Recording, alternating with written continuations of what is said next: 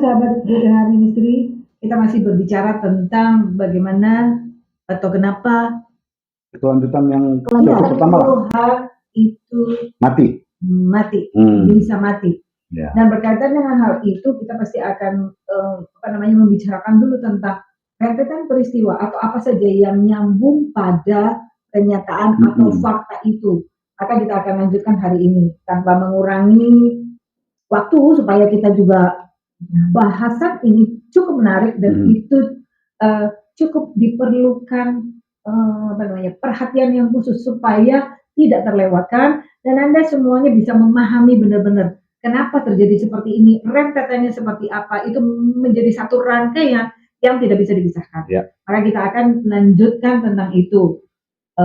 Baik, kita akan tenang supaya firman itu bisa Anda terima dengan baik dan supaya balik lagi. Karena firman itu adalah sesuatu yang hidup dan biarlah itu hidup di hati saudara-saudara semuanya. Maka biarlah kita doakan dulu. Ya, baik, Webi, silakan. Terima kasih Bapak, sungguh Engkau baik, sangat baik. Terima kasih untuk kebaikan-Mu yang benar-benar kami rasakan tiap-tiap hari, tiap detik, tiap waktu. Terima kasih juga Tuhan kalau boleh kami mengerti akan firman-Mu. Kami boleh merasakan kebaikan-Mu melalui firman yang telah kami terima dan hendak kami sampaikan saat ini. Biarlah Tuhan, setiap sahabat-sahabat GTH Ministry, biarlah boleh mendengar dan melakukan apa yang sesuai dengan Engkau firmankan. Amin. Berkati Tuhan, Pak James, Ibu Tantin dan hamba-Mu sendiri di dalam menyampaikan firman saat ini.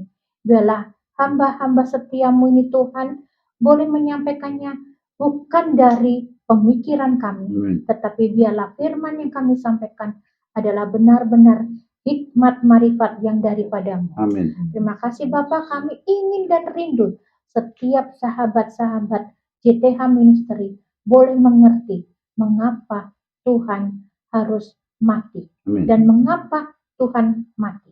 Bapak berkati supaya kami tidak sesat, kami tidak salah, tapi firman itu boleh hidup. Biarlah Tuhan memberkati kami.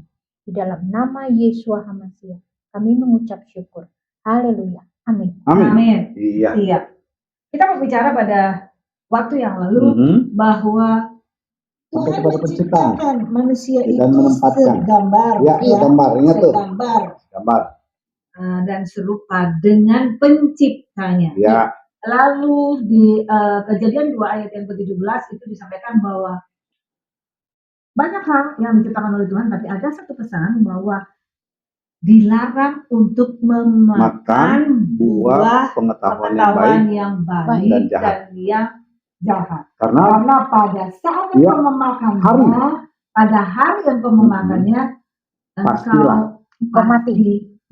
Iya. Kita ada di situ, ya kan? Dan kita bicarakan itu. Baik, silakan Mas James. Lanjutannya. Ya, para sahabat sekalian, nah kita sampai kepada waktu Adam dibawain binatang, dibentuk Tuhan binatang lalu dibawain untuk kasih nama. Ternyata si Adam tidak menemukan pasangan yang sepadan. Pasangan yang sepadan, penolong yang sepadan untuk apa? Ingat, Tuhan berfirman pada saat manusia diciptakan sesudah memberkati, makanya yang sebelumnya tanda petik ya Pak James, itu memerintahkan manusia untuk beranak cucu. Beranak cucu. Tapi sesudah diberkati, lalu perintahnya beranak cucu. Adam pikir, Tuhan, aku mau melakukan perintah-Mu, tapi gimana caranya? Penolong yang sepadan itu nggak ada. Dan Tuhan tahu. Lalu kita kembali lagi sekarang, Bu Happy, kita buka ayatnya yang sama di Kejadian 2 ayat Kejadian 2 yang lanjut yang kemarin, 17. Tetapi pohon pengetahuan tentang yang baik dan yang jahat itu, janganlah kau makan buahnya. Sebab pada hari engkau memakannya, pastilah engkau mati. Itu sudah. Lanjut langsung 21. Ayat 21. Ayat 21. Lalu Tuhan membuat manusia itu tidur nyenyak. Ketika ia tidur, Tuhan mengambil salah satu rusuk daripadanya, lalu menutup tempat itu dengan daging. 22. Dari rusuk yang diambil Tuhan dari manusia itu, dibangunnyalah seorang perempuan, lalu dibawanya kepada manusia itu. Nah, waktu tadi hewan-hewan dibawa untuk dinamain, tapi ini Tuhan mau sesudah membentuk dari rusuknya Adam satu bentukan manusia dan diberi nanti si Adam akan memberi nama kepada si manusia itu. Si Adam baru sadar, oh ini toh penolong yang sepadan itu. Lanjut. Iya. Lalu berkatalah manusia itu, inilah dia, tulang dari tulangku dan daging dari dagingku. Ia akan dinamai perempuan, sebab ia diambil dari laki-laki. Pertanyaan sederhana, tapi ini nggak usah kita jadikan perdebatan. Waktu dikatakan Adam tidur, lalu diambil tulang rusuknya. Iya. Berarti dia dibikin tidur sangat nyaman. Saya kira tidak.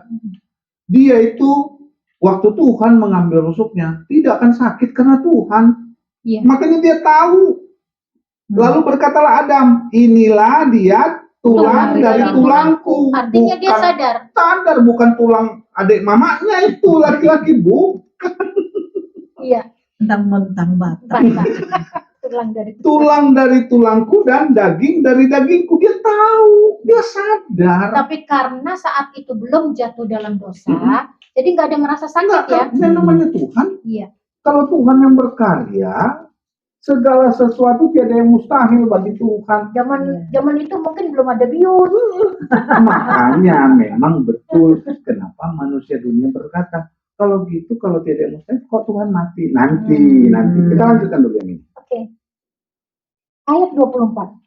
Sebab itu seorang laki-laki akan meninggalkan ayahnya dan ibunya dan bersatu dengan istrinya sehingga keduanya menjadi satu daging. Ya, sampai di situ aja Bu Happy. Ini ingat ya. Dikatakan sebab itu seorang laki-laki akan meninggalkan ayahnya dan ibunya dan bersatu dengan istrinya sehingga keduanya menjadi ehad. Tapi ini menarik ya Pastor James. Ini ayat 24. Sebab itu seorang laki-laki akan meninggalkan ayahnya dan ibunya dan bersatu dengan istrinya. Padahal saat itu ini manusianya aja masih dua ya. Betul. Masih Adam dan Hawa juga belum disebut. Baru dibuat dari tulang dan dari daging kan. Belum ada nama Hawa. Baru disebut perempuan. Tapi firman Tuhan sudah seperti ini. Jadi memang itu adalah perintah supaya suami dan istri itu harus betul-betul bersatu. Makanya tidak heran bahwa undangan perkawinan ayatnya ini. Iya. Dan yang paling utama ini saya mau sampaikan. Padahal ini sebelum ada undang-undang, sebelum ada hukum. Sudah ada perintah Tuhan ya. Saya mau tekankan begini Bu Hetty dan Bu Tantin. Ini bicara tentang kesatuan. Iya, betul. Menjadi satu daging, menjadi ehad. Ehad.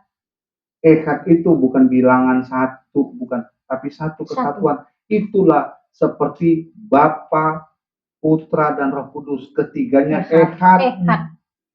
Bukan bicara satu tunggal ya, bukan.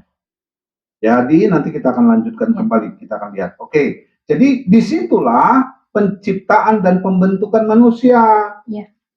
Lalu waktu Adam dan Hawa ditempatkan di Taman Eden, terjadi satu hal. Apa itu? Manusia diperdaya oleh iblis sehingga jatuh dalam dosa. Inilah hal yang membuat nanti rentetannya, membuat bagaimana akhirnya Tuhan sendiri yang harus menyelamatkan. Lalu bagaimana? Kita lanjutkan sekarang bahwa Adam dan Hawa sesudah dibentuk, ditempatkan di Taman Eden, mereka mulia. Mereka segambar dan serupa dengan Tuhan. Dengan penciptanya. Dan ingat, mereka itu kekal abadi.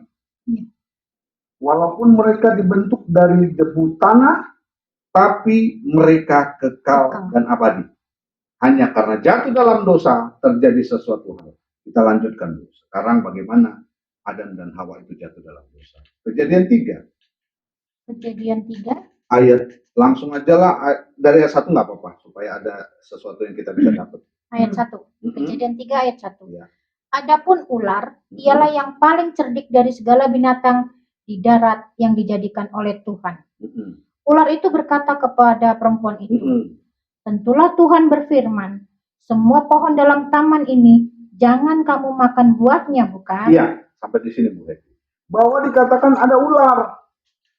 Dan kita harus paham, walaupun di situ dikatakan ular dan ular itu bisa ngomong, ingat itu bukan ular binatang. Waktu itu kami berbincang-bincang, ada yang bilang, oh waktu itu binatang berbicara.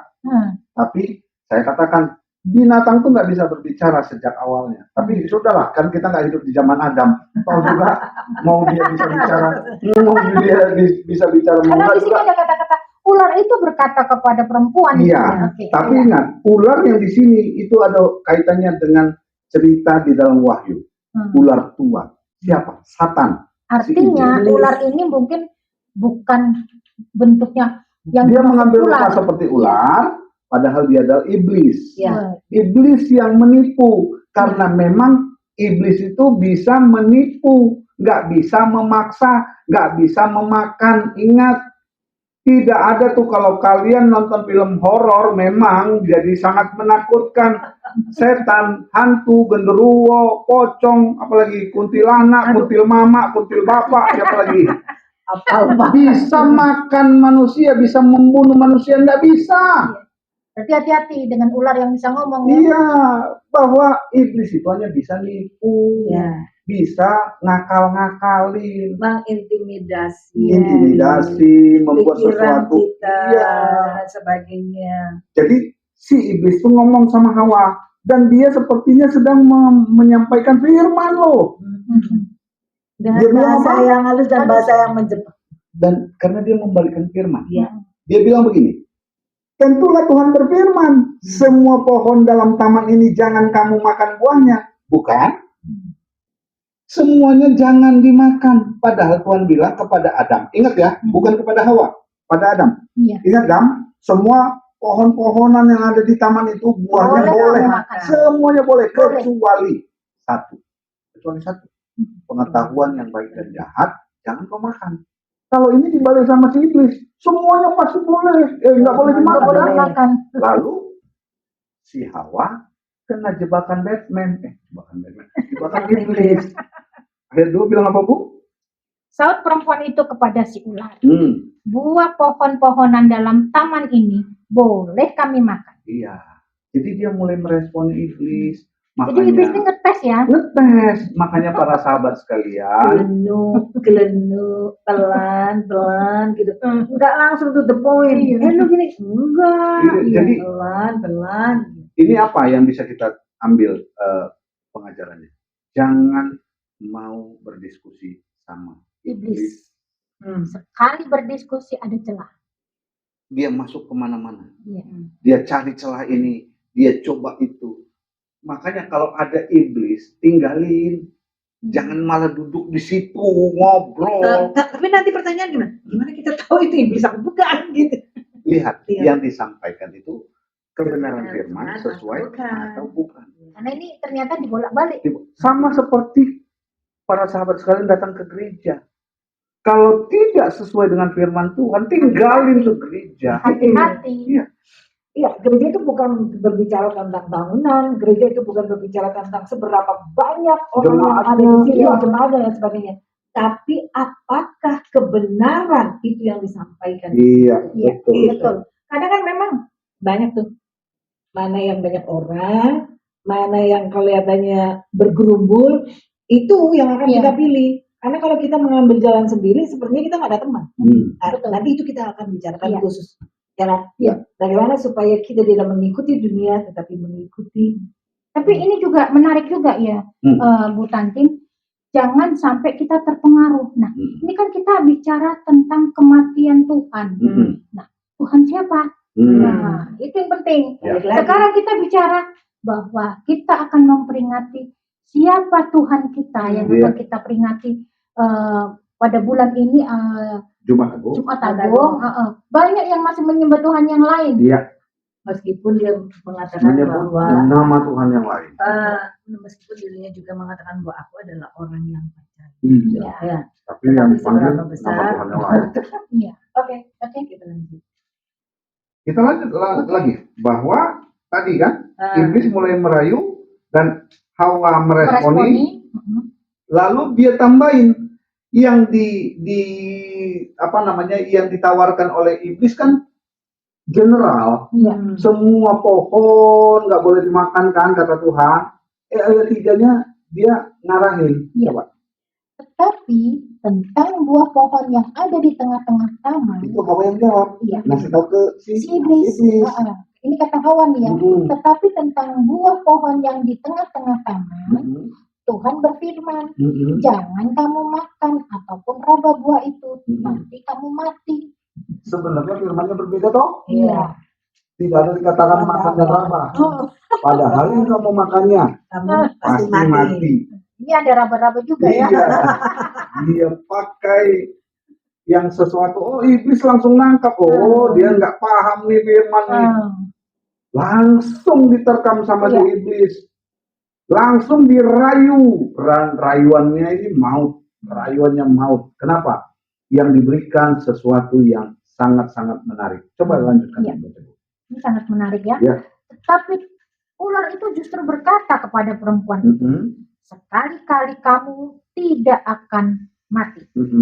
Tetapi Tuhan mengetahui bahwa pada waktu kamu memakannya, matamu akan terbuka dan kamu akan menjadi seperti Tuhan, tahu tentang yang baik dan yang jahat. Yang ditawarkan iblis itu sangat menarik. Dan yang ditawarkan iblis itu sangat-sangat luar biasa.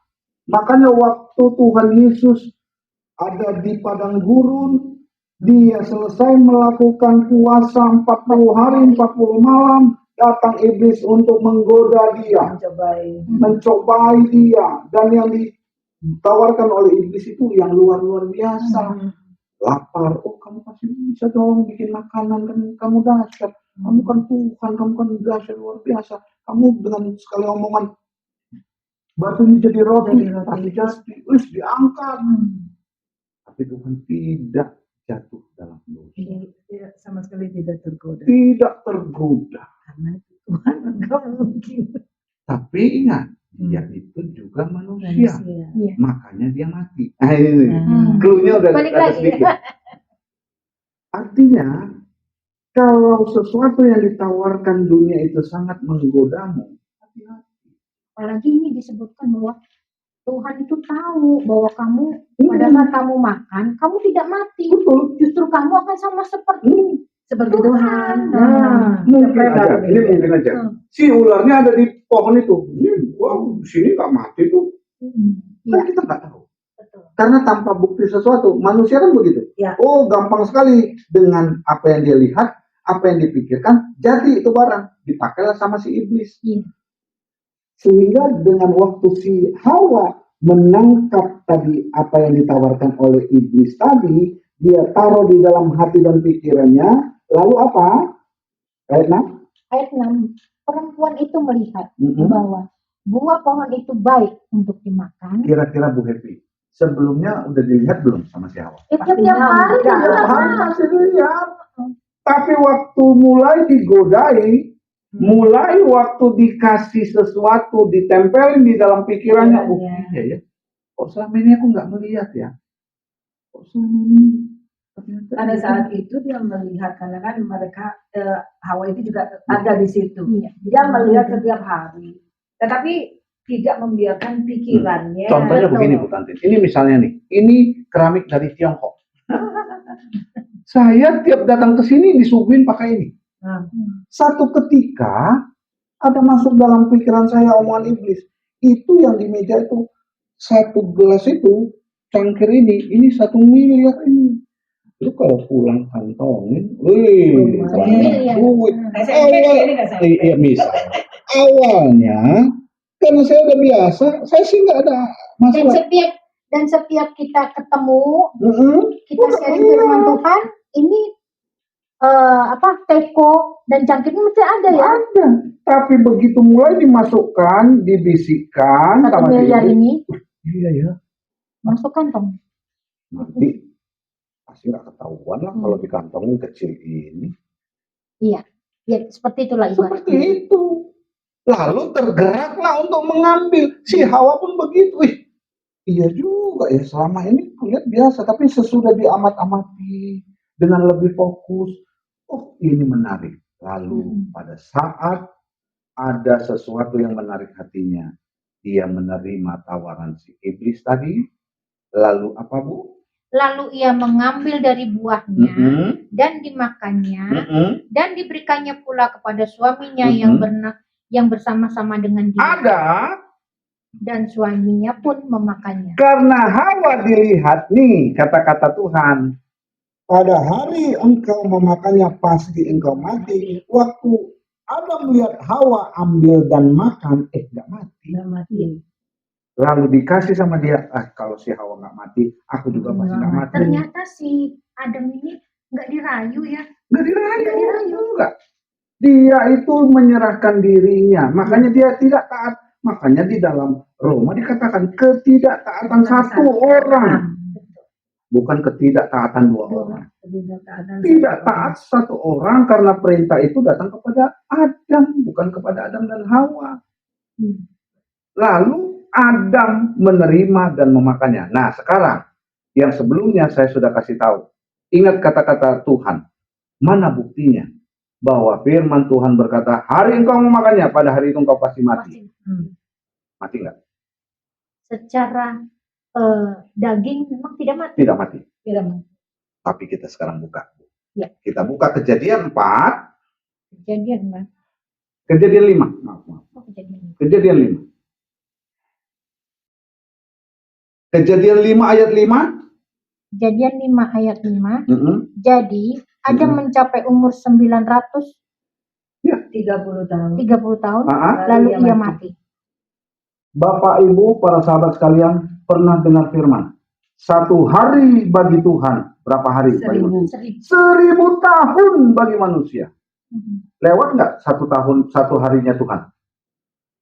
Nggak sampai pada hari engkau memakannya, pasti engkau mati. Nggak sampai 1 harinya Tuhan, mati. Adakah manusia keturunan Adam yang tidak mati lebih dari 1000 tahun? Tidak ada.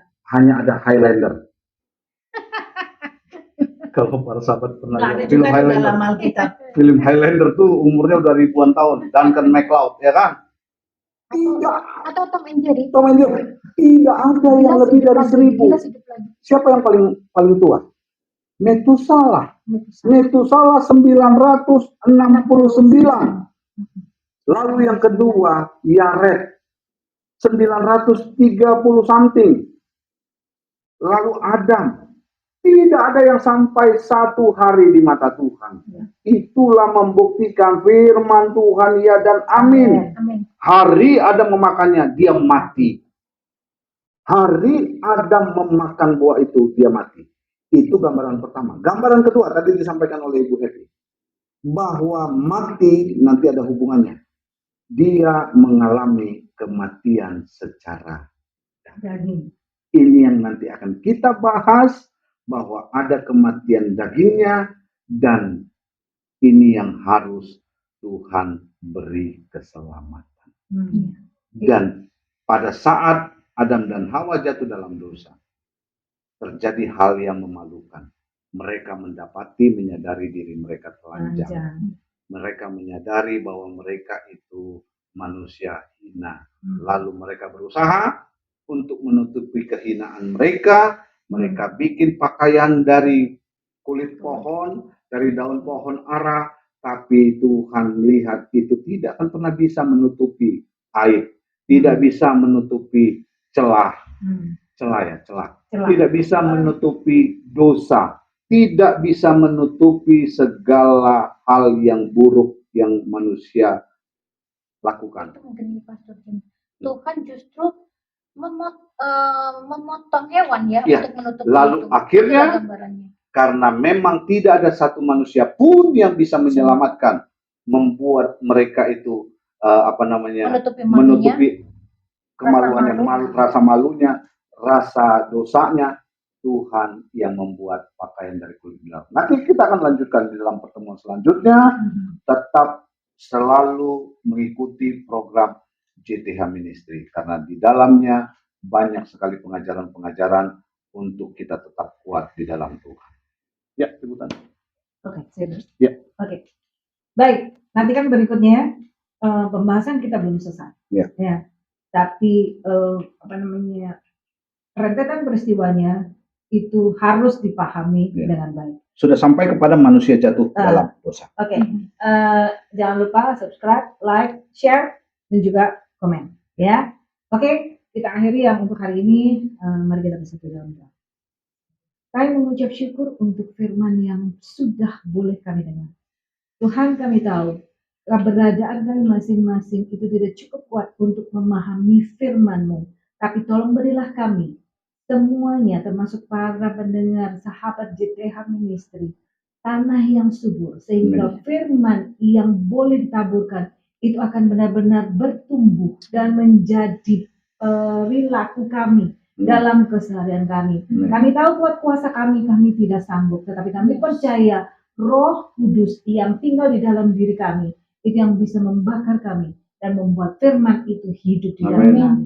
Terima kasih Bapak yang baik, sungguh kami mengucap syukur dan terima kasih pertemukan kami pada serial berikutnya agar pemahaman kami tentang pribadi Tuhan yang begitu besar di dalam diri kami sungguh-sungguh termaterai dalam kehidupan kami. Amin. Dalam nama Yesus Kristus kami sudah berdoa dan mengucap syukur. Haleluya. Amin. Amin. Sampai jumpa pada pertemuan berikutnya. Tuhan Yesus memberkati.